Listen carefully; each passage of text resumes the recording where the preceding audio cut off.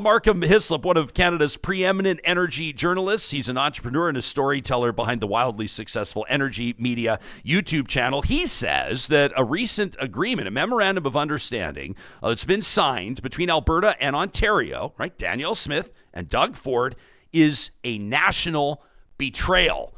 Markham, we had to get you on the show to talk about this. Thanks for making time for us this morning. What was it that first jumped out at the deal that stinks to you?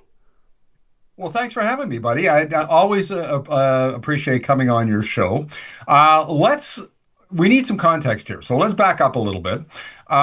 We know that, back in March when Mark Carney became prime minister, there was a huge reaction against Donald Trump. The threats of annexation, the tariffs, threats, and so on. And Canada is mad as hell at Trump. And so we decided, as Carney said, no further integration with the American economy. We're now going to go east and west. We're going to dismantle the barriers to trade between the provinces. We're going to build things, and we're going to export off our coasts to Asia and Europe. Different economy. We're going to re-engineer our economy.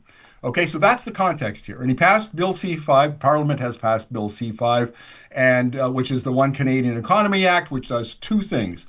It sets the federal framework for free trade between the provinces. And remember, this is Canada. We have a weak federal government and strong provinces. So the federal government can't impose. It sets a framework, and then it negotiates with everybody. It needs everybody on board. The second thing that act did is it sets the stage to fast track big projects, pipelines being one.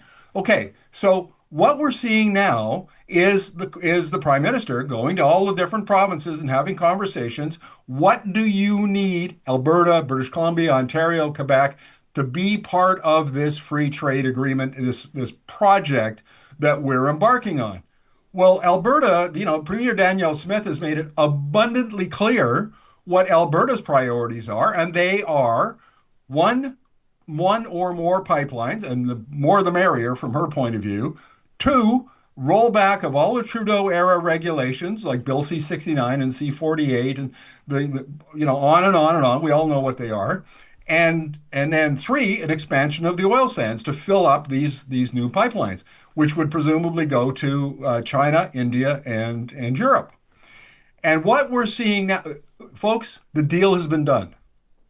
Deal has been done. Carney has agreed with Smith that Alberta is going to get a minimum of one pipeline.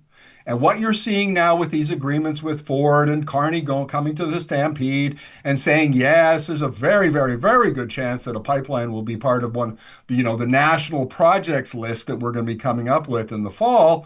All of that is just public smokescreen. The deal's been done behind closed doors. And now they're negotiating the terms of the deal. And what Smith is doing, and she's being very clever about this, is she's piling demand after demand after demand. I want a pipeline to Kitimat. I want a pipeline to Prince Rupert. I want one to Manitoba and up to Churchill. I want one to Sarnia in Ontario. On and on, and it's all negotiating tactics. That's what this is about. They're negotiating the terms of the deal. And she's putting public pressure on them, so she has leverage behind closed doors with the prime minister and with Tim Hodgson, the federal energy minister. And nobody, not on your show, not on anywhere in Alberta, is anybody saying, hang on a second, is that a risky deal? Is there actually going to be customers over in China and India and Europe for our oil by the time these pipelines get me? Is there data? Is there modeling that says maybe this is risky and then we actually shouldn't be spending money on doing this kind of thing? That's what I'm trying to do, is raise the red flags and say, folks, there are major risk factors here, and this may not be the great deal that you think it is.